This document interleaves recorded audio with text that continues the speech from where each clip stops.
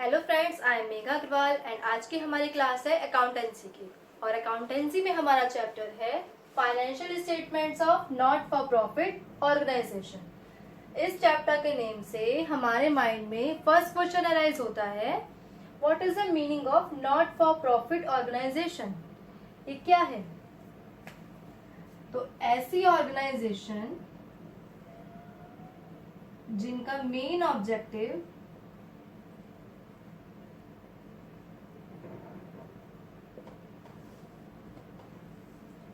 Profit को earn करना नहीं है। तो क्या मतलब हुआ कि ऐसी ऑर्गेनाइजेशन जिनका मेन ऑब्जेक्टिव प्रॉफिट को अर्न करना नहीं है। तो अब हम ये सोचेंगे, क्या ऐसी भी ऑर्गेनाइजेशन होती है जिनका ऑब्जेक्टिव प्रॉफिट को अर्न करना ही नहीं है? जबकि कोई भी बिजनेसमैन जब कोई बिजनेस स्टार्ट करता है तो सबसे पहले उसके माइंड में क्या होता है, मुझे कितना प्रॉफिट होगा इस बिजनेस से, प्रॉफिट होगा भी या नहीं। अगर मेरे बिजनेस में मुझे प्रॉफिट ही नहीं है तो मैं उस बिजनेस को करूंगा ही क्यों। पर यस, ऐसी ऑर्गेनाइजेशन होती हैं जिनका मेन ऑब्जेक्टिव प्रॉफिट को अर्न करना नहीं होता है। तो ऐसी ऑर्गेनाइजेशन कौन सी होती है, इसका हम एग्जांपल लेते हैं, जैसे स्कूल्स, कॉलेजेस,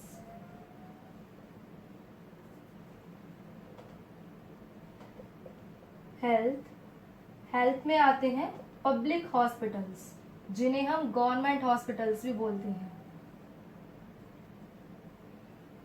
एक्सेट्रा। तो इनका काम क्या है, इन ऑर्गेनाइजेशन का ऑब्जेक्टिव क्या है? इन ऑर्गेनाइजेशन का ऑब्जेक्टिव प्रॉफिट को अर्न करना नहीं है, इनका ऑब्जेक्टिव है पब्लिक को सर्विस प्रोवाइड कराना। क्या ऑब्जेक्टिव है इनका? कि अपनी जो सर्विसेज है वो पब्लिक को प्रोवाइड कराना, उसके अगेंस्ट में इनका मनी नहीं चाहिए, या मनी लगती भी है तो बहुत थोड़ी लगती है। तो हमारी ऐसी ऑर्गेनाइजेशन जिनका मेन ऑब्जेक्टिव प्रॉफिट को अर्न करना नहीं है वो होती है नॉट फॉर प्रॉफिट ऑर्गेनाइजेशन। अब हम इसे एग्जाम्पल से क्लियर करते हैं। इस पे हम एग्जाम्पल लेते हैं एक स्कूल का, और स्कूल में भी हम कौन सा स्कूल लेंगे? Government school. अब गवर्नमेंट स्कूल में क्या होता है, गवर्नमेंट स्कूल या तो फीस चार्ज ही नहीं करेगा, या चार्ज भी करेगा तो बहुत एक नॉमिनल वैल्यू चार्ज करेगा, और स्टूडेंट्स को बुक्स प्रोवाइड कराएंगे, यूनिफॉर्म प्रोवाइड कराते हैं, और किसी किसी स्कूल्स में मिड डे मील भी प्रोवाइड कराया जाता है। तो ये क्या कर रहे हैं, ये उनको सर्विस प्रोवाइड कर रहे हैं, बुक्स प्रोवाइड करा रहे हैं, यूनिफॉर्म प्रोवाइड करा रहे हैं, मिड डे मील प्रोवाइड करा रहे हैं, लेकिन उसके अगेंस्ट ये उनसे कोई फीस भी चार्ज नहीं कर रहे हैं, या चार्ज भी कर रहे हैं तो नॉमिनल वैल्यू। ऐसा नहीं है कि बुक्स के भी इनसे फीस ले ली है, यूनिफॉर्म के भी इनसे मनी चार्ज किए है, या मिड डे मील का भी इनसे लिया है, ऐसा नहीं है।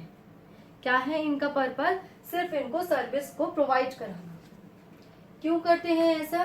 क्योंकि कुछ जो ऐसे लोग हैं जो एजुकेशन को नहीं ले सकते, किस रीजन से नहीं ले सकते? उनके पास मनी नहीं है इतनी कि वे स्कूल में एडमिशन ले और वहाँ पे एजुकेशन ले, यूनिफॉर्म परचेज करें, बुक्स परचेज करें। तो ऐसे स्टूडेंट्स को जिनको उनके पास क्या है, राइट ऑफ एजुकेशन है उनका, उन्हें एजुकेशन मिलनी चाहिए, तो उनके लिए क्या होता है, उनको बेनिफिट्स प्रोवाइड कराती है। तो अब ये बात आती है कि ये बुक्स प्रोवाइड करा रहे हैं, यूनिफॉर्म प्रोवाइड करा रहे हैं, तो इनके पास इसके लिए फंड कहाँ से आएगा? तो सोर्स ऑफ फंड इनका क्या होगा?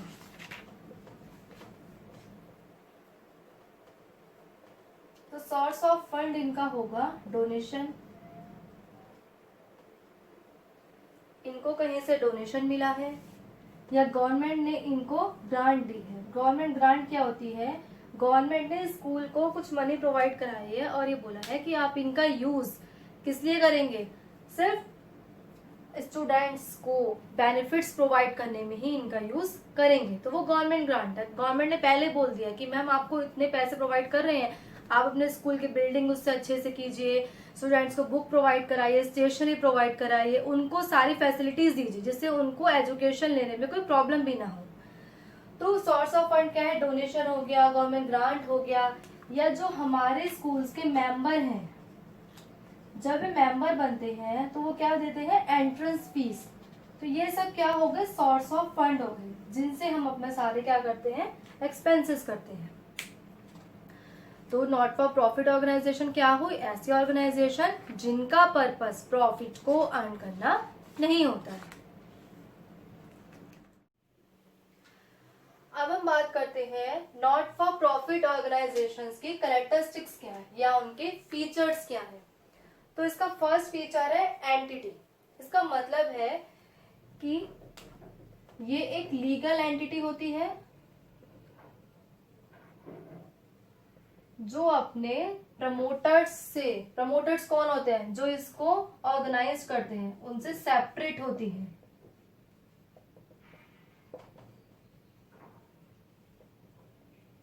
इसका मतलब क्या हुआ,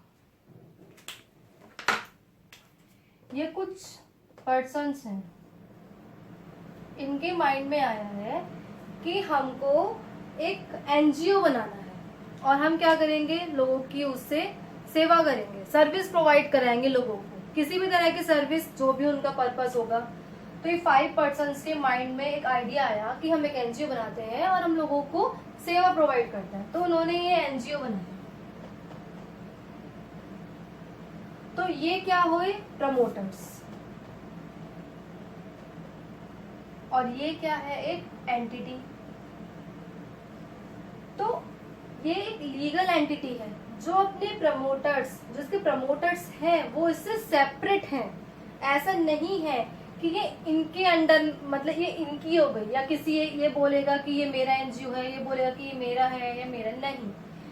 एक एंटिटी जो होती है वो प्रमोटर से अलग होती है। कभी ऐसा हो जाए कि इनमें से कोई प्रमोटर बोले कि ठीक है, अब मेरा इस एंटिटी में वर्क करने का मन नहीं है, मैं छोड़ रहा हूँ इसको, तो ठीक है, वो चला जाएगा यहाँ से। तो इसके जाने से या इन सबके जाने से ये एंटिटी खत्म नहीं हो जाएगी। क्यों नहीं खत्म होगी, क्योंकि जब भी हम कोई लीगल एंटिटी बनाते हैं तो हम उसका रजिस्ट्रेशन कराते हैं। जब तक हम उसको लॉ से नहीं हटाएंगे, जब तक हम लॉ में हमने इसका रजिस्ट्रेशन करा दिया, जब तक पेपर्स में से इसका नाम नहीं हटेगा, तब तक ये एग्जिस्ट करती रहेगी। इसके प्रमोटर्स चाहे चले भी जाए, लेकिन ये चलती रहेगी, भले ये बंद रहे लेकिन इसका नाम एग्जिस्टेंस में रहेगा। तो ये अपने प्रमोटर से क्या होती है, अलग होती है। हो सकता है बाद में कोई और आके इसको मैनेज करना स्टार्ट कर दे। तो सेपरेट एंटिटी का मतलब क्या है, लीगल एंटिटी है जो अपने प्रमोटर से सेपरेट होती है। प्रमोटर्स अलग, उनका अस्तित्व अलग, ये अलग है, और ये एंटिटी क्या है, ये एनजीओ अलग है। सेकंड इसका फीचर है पर्पस। पर्पस हम पढ़ चुके हैं कि इसका पर्पस क्या है, एजुकेशनल, रिलीजियस या हेल्थ, कोई भी सर्विस प्रोवाइड कराना। अब बात है ऑनरशिप किसकी है, ठीक है, प्रमोटर्स ने इसको बनाया है, तो ये किसी एक इंडिविजुअल पर्सन कोई इसको ऑन नहीं करता है, क्योंकि ये सोसाइटी से बिलोंग करती है। तो इसकी ऑनरशिप किसके पास होगी, सोसाइटी के पास होगी। किसी भी एक इंडिविजुअल पर्सन कोई इसका ऑनर नहीं होगा। ये किसको बिलोंग करती है, ग्रुप ऑफ इंडिविजुअल को बिलोंग करती है, तो या किसी सोसाइटी को बिलोंग करती है। एक चैरिटेबल ट्रस्ट है, तो इसका ऑनरशिप, ऑनर भी कोई एक सिंगल पर्सन नहीं होगा। फोर्थ है इसका profit is not the objective. जो ये नॉट फॉर प्रॉफिट ऑर्गेनाइजेशन है, ये तो हमने पढ़ा ही है कि इनका ऑब्जेक्टिव प्रॉफिट को अर्न करना नहीं है, ठीक है। तो अब इनका ऑब्जेक्टिव प्रॉफिट को अर्न करना तो नहीं है, लेकिन जो इनका प्रॉफिट होता है उसे प्रॉफिट नहीं बोलते, उसको ये क्या बोलते हैं, सरप्लस। क्या बोलते हैं इसको, सरप्लस। और इस सरप्लस का यूज कहाँ करते हैं, इस सरप्लस का यूज इसके ऑब्जेक्टिव को फुलफिल करने के लिए करते हैं। इसके सरप्लस को, जैसे एक कंपनी है, कंपनी में प्रॉफिट का क्या होता है, उसके मेंबर्स में डिस्ट्रीब्यूट करते हैं, उसके शेयर होल्डर्स में बांट देते हैं, लेकिन यहाँ पे ऐसा नहीं होता। यहाँ पे क्या होगा, इसका जो सरप्लस होगा उस सरप्लस को इसके ऑब्जेक्टिव को फुलफिल करने में ही यूज किया जाएगा। तो जैसे हमारे पास रिसीप्ट्स हुई हैं, हमें रिसीप्ट्स को वन साइड हमने लिख दिया है, उसके बाद हमारे जो पेमेंट है, हमने पेमेंट को डाल दिया है। यहाँ पे रिसीप्ट्स हमारी ज्यादा है, पेमेंट हमारे कम हुए हैं, तो वो क्या निकल के आएगा, सरप्लस।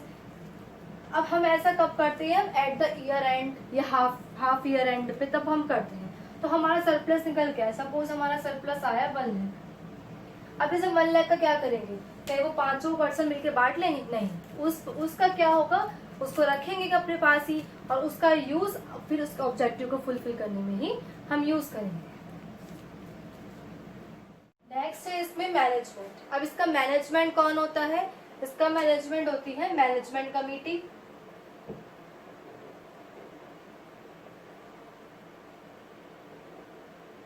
और ट्रस्टी। इनका वर्क क्या होता है, इनका वर्क यही है, ये देखना कि जो फंड इनके पास आ रहा है वो उनके ऑब्जेक्टिव को फुलफिल करने में ही यूज होना चाहिए। ऐसा ना हो कि इनके फंड को पर्सनल बेनिफिट्स के लिए यूज किया जाए, कि जिस पर्पस के लिए नॉट फॉर प्रॉफिट ऑर्गेनाइजेशन बनाई गई है वो पर्पस फुलफिल हो रहा है नहीं हो रहा है, उन सब को मैनेज करना किसका काम होता है, मैनेजमेंट कमेटी का। अब नेक्स्ट टॉपिक है हमारा, इसका नेक्स्ट पॉइंट है फंड। फंड कहाँ से मिलता है इनको, entrance fees, donation, subscription,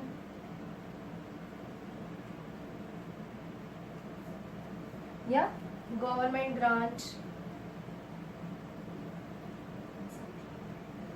last है फाइनेंशियल स्टेटमेंट। अब हम इसको क्या करेंगे, at the end of year हम फाइनेंशियल स्टेटमेंट प्रिपेयर करेंगे। अब फाइनेंशियल स्टेटमेंट में हम क्या बनाते हैं, फाइनेंशियल स्टेटमेंट्स में हम बनाते हैं रिसिप्ट्स एंड पेमेंट अकाउंट, फिर हम बनाते हैं income and expenditure account, and at the last balance sheet.